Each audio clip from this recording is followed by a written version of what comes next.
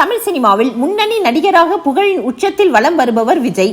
இவருடைய மூத்த மகன் ஜேசன் சஞ்சய் தாத்தா மற்றும் தந்தையை போலவே சினிமாவில் என்ட்ரி கொடுத்து விட்டார். ஆனால் நடிகராக இல்லாமல் இயக்குனராக அறிமுகமாகி உள்ளார். இவர் இயக்கியுள்ள முதல் படத்தை லைகா நிறுவனம் தயாரிக்கிறது என அதிகாரப்பூர்வ தகவல் கடந்த ஆண்டு வெளியானது.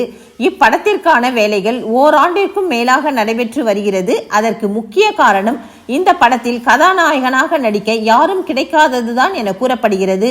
முன்பு இந்த படத்திற்கு அனிருத் இசையமைப்பதாக கூறப்பட்ட நிலையில் தற்போது இவர் இசையமைக்க மறுத்துவிட்டதாக கூறப்படுகிறது. அதற்கு பதிலாக விஜயின் வாரிசு படத்திற்கு இசையமைத்த தமன் இசையமைக்க உள்ளதாக தகவல் வெளியாகி உள்ளது.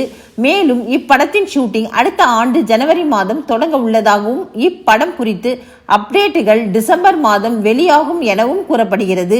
அப்பாவை போல் மகன் சினிமாவில் வெற்றி அடைவாரா என்பதை பொறுத்திருந்து பார்ப்போம்.